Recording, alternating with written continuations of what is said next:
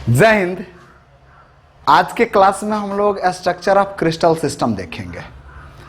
Structure of crystal system में को जानने से पहले हम लोगों ने पिछले क्लास में देखा था कि कैसे क्रिस्टल सिस्टम 7 तरह के होते हैं और उन 7 तरह के क्रिस्टल सिस्टम से हम लोगों के कैसे ब्रेविज लैटिस बनते हैं और 14 प्रकार के होते हैं।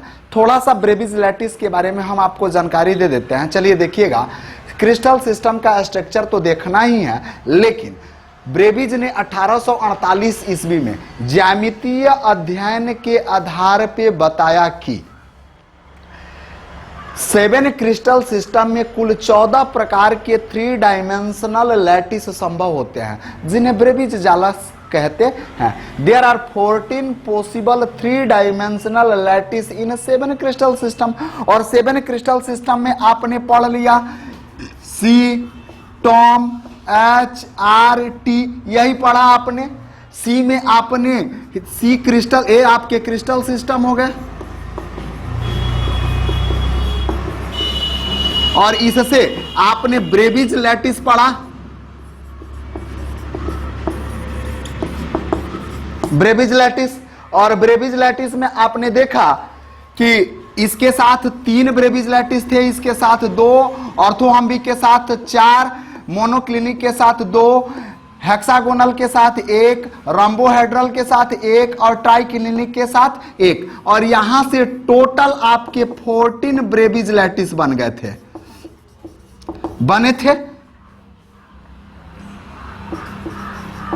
ब्रेविज लैटिस बने थे। तो अब इन ब्रेविज लैटिस को ब्रेविज ने ही व्याख्या किया था, और ब्रेविज एक फ्रेंच मैथमेटिशियन थे।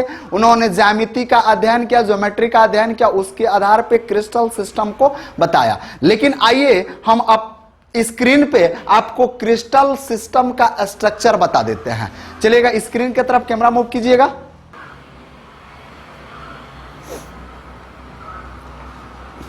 देखिए, यहां आपके 7 क्रिस्टल सिस्टम बनाए गए हैं। दिख रहा है आपको स्क्रीन? चलिए थोड़ा सा, यहां आपके 7 क्रिस्टल सिस्टम बनाए गए हैं। 7 क्रिस्टल सिस्टम में सबसे पहले क्यूबिक आया। ठीक, क्यूबिक में हम देखते हैं कि जो इसके एक्सियल पैरामीटर होते हैं, एक्सियल पैरामीटर में एड्स हो जाएंगे और एंगल होंगे। एड्स ए, बी और सी, यानी ए, बी और सी। ए भी इक्वल है बी के, बी भी इक्वल है सी के, यानी A B equal A, C equal A, यानी ये सब आपस में इक्वल होंगे। फिर अल्फा, बीटा और गामा, क्लियर है? तो अल्फा यहां आपको दिख रहा है 90 डिग्री के इक्वल, बीटा भी 90 डिग्री के इक्वल और गामा भी 90 डिग्री के इक्वल। तो यह आपका क्यूबिक हो गया।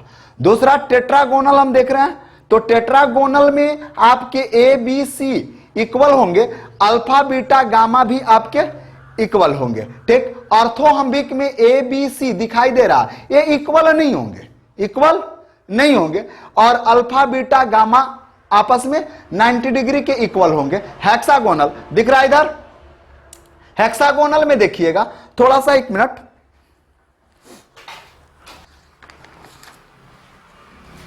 चलिए, टेट्रागोनल में आपने देखा क्या, टेट्रागोनल में कि ए और बी इक्वल है लेकिन सी इक्वल नहीं है, क्योंकि इसका लेंथ बहुत ज्यादा हो जा रहा है। तो यानी ए इक्वल होगा बी के, डज नॉट इक्वल टू होगा सी के। ऑर्थोहम्बिक में हम देख रहे हैं कि ऑर्थोहम्बिक में हमने देखा कि ए, बी, सी कोई किसी के इक्वल नहीं है। ए, बी भी इक्वल नहीं है, सी भी इक्वल नहीं है। ठीक, और लेकिन अल्फा, बीटा, गामा एक दूसरे के इक्वल हैं 90 डिग्री के।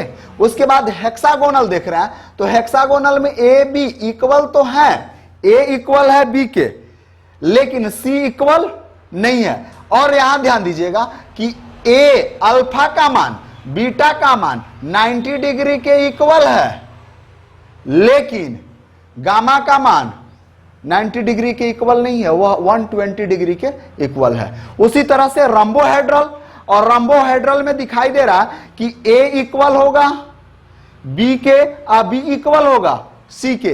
ये तीनों एक्सियल एड्स आपके इक्वल होंगे, फिर से अल्फा अल्फा अल्फा, यानी ये सब इक्वल होगा 90 डिग्री के, अल्फा अल्फा अल्फा, इसलिए यानी कहा गया कि ये 90 डिग्री के इक्वल होंगे। उसी तरह से मोनोक्लिनिक हो गया, A does not equal to B does not equal to C, but ध्यान दीजिएगा कि अल्फा और गामा एक दूसरे के 90 डिग्री के इक्वल है, लेकिन जो बीटा है वह 90 डिग्री के इक्वल नहीं है। लास्ट ट्राइक्लिनिक होता है, ट्राइक्लिनिक में A B C does not equal to है, लेकिन बाबू ध्यान दीजिएगा बीटा अल्फा और गामा ये आपस में इक्वल है 90 डिग्री के। क्लियर है? तो ये आपके क्रिस्टल सिस्टम होगा। इन क्रिस्टल सिस्टम के आधार पर हम ब्रेविज लैटिस की व्याख्या करेंगे और ब्रेविज लैटिस के आधार पर हम आगे बढ़ेंगे। तो किसी भी लैटिस पॉइंट में कितनी कंस्टिट्यूएंट पार्टिकल्स होते हैं या नंबर ऑफ एटम्स होते हैं, अगले क्लास में उसकी व्याख्या करेंगे। तब तक के लिए आप क्या करेंगे कि इस फिगर को ड्रॉ कर लेंगे स्क्रीन से देख के। So pause the video, note it down.